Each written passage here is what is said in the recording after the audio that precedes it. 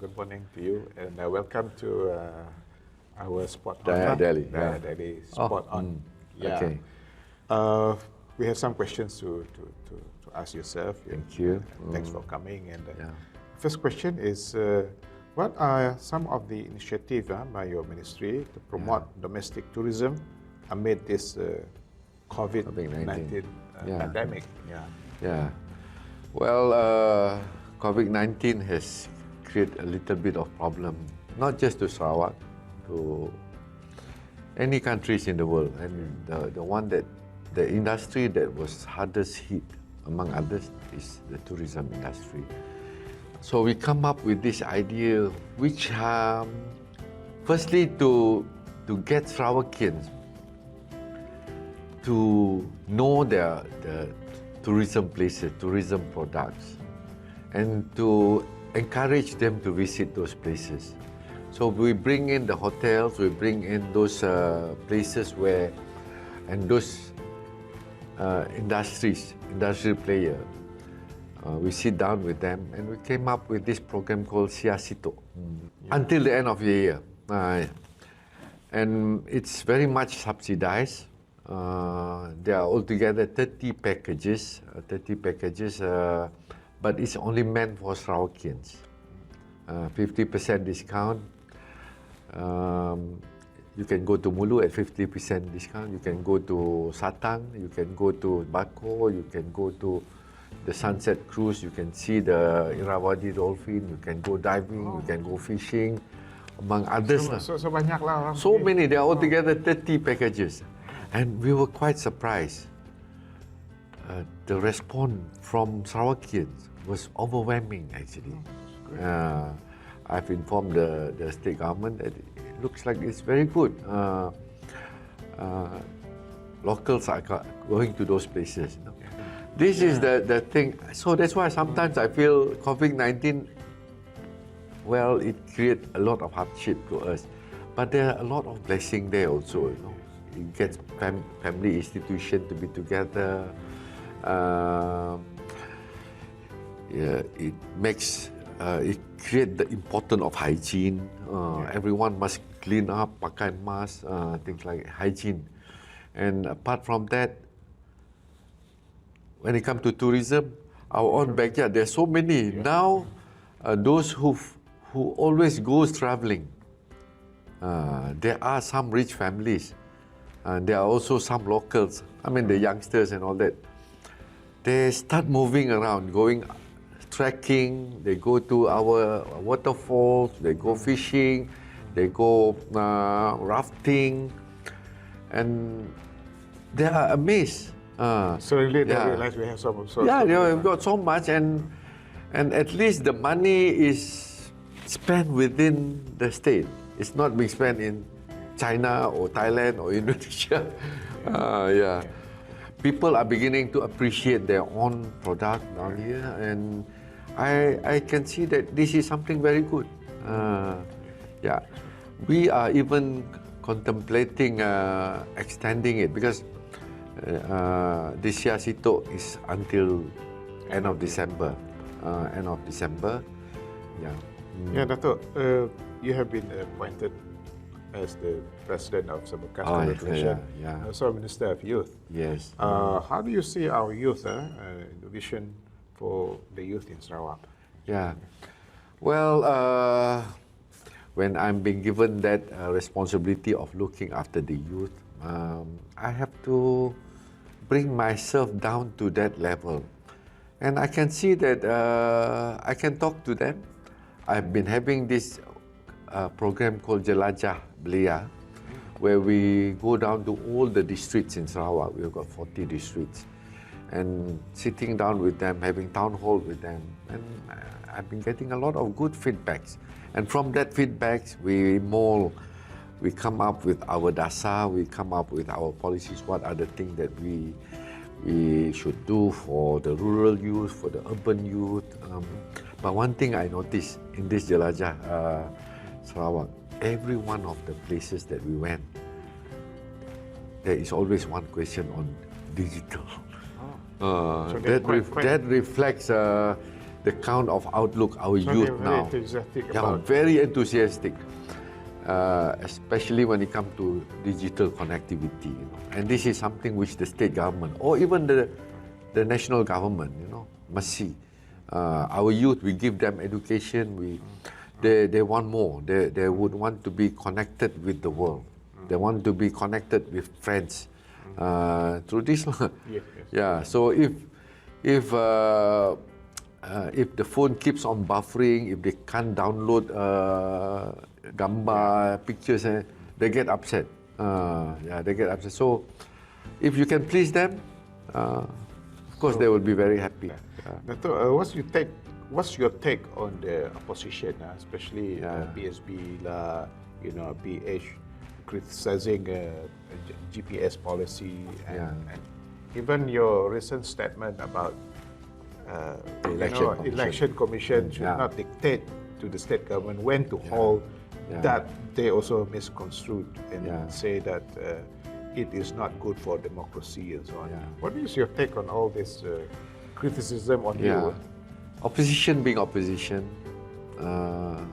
when the election comes, they have to find issues. Even if there is no issues, they will try to create issues. That's how I see the recent comment by PSB, especially when I commented on the election commission chief, and he said that Sarawak should not conduct its state election at this time because of COVID-19. Strictly, election commission is supposed to be a commission that is entrusted to conduct and manage election. When the election is going to be, will only come about when there is a dissolution or parliament or the state assembly, or when somebody pass away, or when a state assemblyman or a parliamentarian, his seat gets announced. Once the speaker of the upper house, the parliament or the state say the seat is vacant, then they will hand over to SPR or election, and that's where you receive it and you just do your job. It's not for you to come up. It's not the right time. It's not the right time. Or it's not your role. Well, to call for any election, if it is going to be it's different. If somebody died, you have to call it. Right. If it is going to be a step election or a general election, there are terms, there are tenures. The term for a state assembly or a parliament is 5 years. Right. The state assembly in Sarawak, we are coming to the last end of the election, of the term. The last end. It ends in April. Now it's already going into November. So whether we like or not, unless PSB, the one who comment from PSB, or unless the chairman of election commission can foresee the future and can assure us that from January until April, there's no more COVID. If it is like that, then tell us. If you can play God, then you tell us. Then we can have it next year. Because we are also quite worried, you know. Any time from now until April, if we feel that the time is right, it's not raining that heavy, there's not going to be flood, I think we just have it. We just have it. We are not going to wait until end of the term. Until the end of the term, definitely. If you have to wait until the end of the term, certainly if there is an upsurge in the COVID-19, what is the chairman of election commission going to say? Basically, Dato', this is serious, you know. You are a member of cabinet. People look up at you. When is your prediction for the state election? Well, we have got about 5 more months. For about 6 months. 6 months is very short in for planning and whatnot. in politics, 6 months. And everyone knows that there's going to be a Dun sitting, a state assembly sitting from the 9 until the 18th, and on the 8th until the 18th of November. So there cannot be an election before the 18th. Yeah. So now we have got only roughly December, January, February, March, April, 5 months. 5 months to host it. It is any one of the 5 months. February is a Chinese New Year. Do you expect an election to be during Chinese New Year? April is bulan puasa. Are you expecting bulan puasa to be election? So it's for us to just guess wherever, which of the month. November or December lah. Well, it could be November, it could be December. But then normally when the chief minister requests for the assembly to be dissolved, election commission has got to be informed. Election commission has got to do the meeting, the sitting, to receive the letter and say, okay, I've just received the letter that the state assembly has been vacant. They will sit down, because there must be some kind of preparation, the ballot box to be sent over, things like that, the printing. Election commission will give a little bit of time. If 18 is the date of the dissolution of the end of June sitting, I doubt that it can be in November anymore because of that process. So it has to be maybe after that, either December, January, February, March, or April. But after April, there is, under the Constitution, once it is dissolved, or in the event that it is not dissolved by the Chief Minister, it will automatically dissolve by itself. And the Election Commission must conduct the election within 60 days. So April, May, June, we have got until June.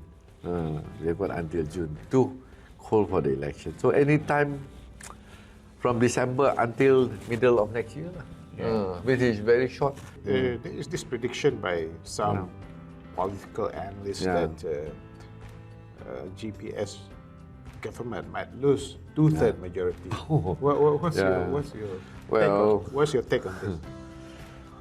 Well, anyone can come up with cerita-cerita sebegini, you know. But then that is to create maybe feel-good feeling on their own. I doubt that. Well, I'm also on the ground. I can also feel the pulse of the people, nadi people, you know. It is so different from the time when we faced the last general election, where there is this feeling of muak, they call it in bahasa Melayu, muak, you know, Melayu cara kata muak. You sebut saja nama 1MDB, you sebut nama Najib, you sebut saja nama Rosmah. People just fed up lah. Does the people feel that way when you say Abang Joe or Douglas Uga or GPS? Do they feel that way? No. They feel happy. Anywhere where the chief minister go, you see crowd down there. Despite we have to control, you know? We have to control. You can, because of COVID-19, we have to social distancing and all that. I went with CM to Sadong Jaya for the launching of that water. When CM came out, he was quite worried. Why so many people? So I said, how to stop? Orang kampung, they're so happy to see water, air pipe. So they come up in flocks. So this time around, how many seats do you think you can, predict that GPS can get?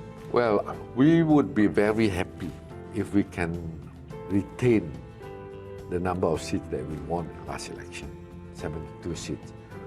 I have this strange feeling that we might be even able to get better than that. Well, PSB, they seem to be very strong. They seem to be moving on the ground. Baru Bian has joined them. Well, Baru Bian is always seen to be a fighter for the native customary right, environment. But he must know, PSB is a party of tycoons. We know who are sponsoring them, who are behind them, and who are the ones that have benefit from the development of Sarawak, and who are getting the concession You have practically jumped into the crocodile mouth, the one that has been raping our jungle. You joined that party. That's what he claimed all this while. Yeah, he has been a fighter, but then he has gone into that party himself. Where is his principle? The way I see it, they might be able to get 1 or 2 seats. Just 1 or 2 seats. The most, I would say, I'm not being arrogant here, the most, I would say, paling banyak they can make 3 kursi saja lah. PSB? PSB, ya. 3 kursi. Okay. Dato', this, people always, I mean, even among the GPS component parties, they talk about PBB, you have your traditional seat. SUPP, you have traditional. PRS, traditional seat. PDP ada traditional seat. You know, kadang-kadang adalah seat PAP dengan Tun. What's your take on this? I mean, you know. Well, this is my own personal opinion. Strictly, there should not be such a thing called traditional seat. That place is mine. The right rests on the rakyat. Things has changed. In most other democracies, coalition government are determined after the election. Somehow in Malaysia, in Sarawak also, the coalition is set before the election. That's what make up to become what we have today, traditional seat. You know, because when you are the incumbent in that, or that party is in the incumbent in that particular constituency, they feel that's mine. But if the party or the representative are hardworking, it's okay, there won't be any complaint. But not every one of them are like that. Some of them, come election, they hope everyone would, all the component party will come and assist. I dare say there are some constituency, even the party machinery are not there. So election are won on machineries. It's not just the charisma of the YB or the chalon or the candidate. How your machinery works and things like that to get people to like and what other program that you have done for the last 5 years. If you have done nothing, you don't deserve to be a candidate there, and your party don't deserve to be there. That's how I see it. You have to be fair to the rakyat. You have to be fair to the voters.